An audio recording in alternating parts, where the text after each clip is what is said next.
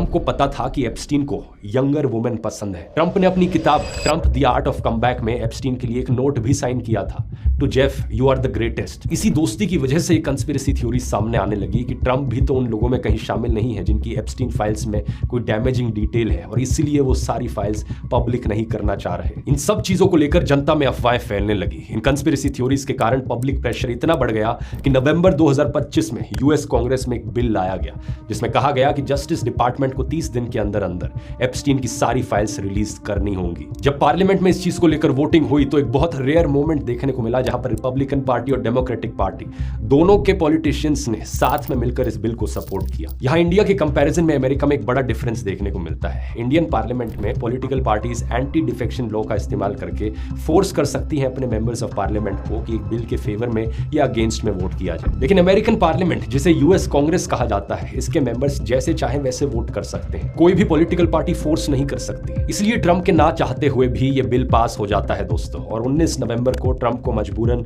इस बिल पर साइन करना पड़ता है। कुछ ट्रंप सपोर्टर्स एक्साइटेड थे कि फाइनली बिल क्लिंटन एक्सपोज होंगे और सालों से जो कंस्पिरेसी थ्योरीज चल रही हैं अब उनका सबूत मिल जाएगा। लेकिन जब 19 दिसंबर का यह दिन आया, जस्टिस डिपार्टमेंट ने सिर्फ कुछ हजार फाइल्स ही रिलीज करी। फिर 23 दिसंबर को 30,000 और डॉक्यूमेंट्स रिलीज किए जाते हैं, लेकिन ये डॉक्यूमेंट्स बहुत हेवीली रिडैक्टेड थे, यानी कि आधी से ज्यादा चीजें इनमें छिपाई गई थी एक ब्लैक मार्कर का इस्तेमाल करके। समझ पाना आसान नहीं था कि कहां पर क्या कहा जा रहा है इन फाइल्स में, लेकिन फिर भी लोगों ने जब इन्हें डिटेल में पढ़ा तो इन फाइल्स में जो निकला वो क्लिंटन के बारे में कम था और डोनाल्ड ट्रंप के बारे में ज्यादा था। बार बार एप्स्टीन फाइल्स में डोनाल्ड ट्रंप का नाम सामने आया। एक ईमेल के मुताबिक ट्रंप ने एप्स्टीन के प्राइवेट प्लेन से 8 बार ट्रैवल किया। वही ट्रंप जो हमेशा कहते थे कि वो कभी एप्स्टीन के प्लेन में नहीं बैठे हैं। इसी तरह एक रिपोर्टर को भेजे गए एक दूसरे ईमेल में एप्स्टीन ने लिखा था, ट्रंप को लड़कियों के बारे में पता था क्योंकि उन्होंने मैक्सवेल से ये सब बंद करने को कहा था। यानी एप्स्टीन के मुताबिक ट्रंप जानते थे कि क्या हो रहा है, लेकिन फिर भी वो चुप रहे, पुलिस को नहीं बताया। नए खुलासे तो सबसे ज्यादा हैरान कर देने वाले हैं। एफबीआई को आया एक कॉल।